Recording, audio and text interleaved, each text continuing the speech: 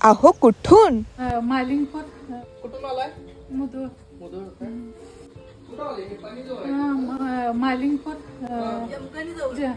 कोण लिहिले का तुमच्या करून आमच्या मागवलं? मी इंस्टाग्राम वर बघून.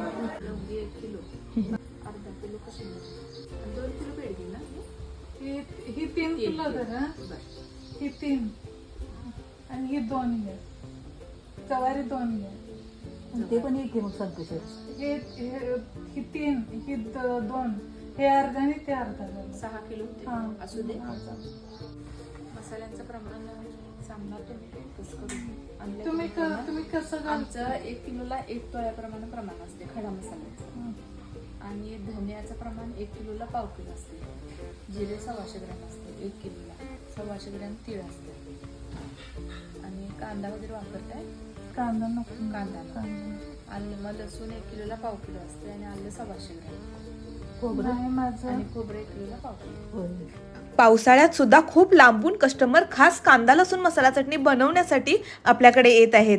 आता हेच कस्टमर कर्नाटकहून कोल्हापूरमध्ये फक्त कांदा लसूण मसाला चटणी बनवून घेण्यासाठी आलेले आहेत. इतक्या लांबून आपल्याकडे कस्टमर येण्याचं कारण एकच म्हणजे क्वालिटी आणि पारंपरिक चव इथे बनवून मिळते.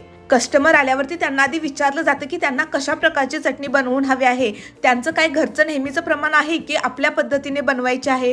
त्यानुसार चर्चा करून त्यांच्या आवडीनुसार कांदा लसूण मसाला चटणी बनवून दिली जाते. मसाला चटणी बनवून तर घेतातच, पण इथले बाकीचे प्रोडक्ट सुद्धा कस्टमर खरेदी करतात. आता पावसाळ्यात काय उन्हाळीचे पदार्थ नसतात, पण जे अवेलेबल आहेत ते त्यांनी इथून खरेदी केले. तसेच काळा मसाला, डांगर पीठ, गोड लिंबू चुंदा लोणचे, गावरान आंबा लोणचे, ग्रीन चिकन मसाला, मालवणी मसाला असे बरेचसे प्रोडक्ट खरेदी केले. मग तुम्हीही घर बसल्या तुषारमसाले.com वरून पारंपरिक मसाले ऑर्डर करू शकता.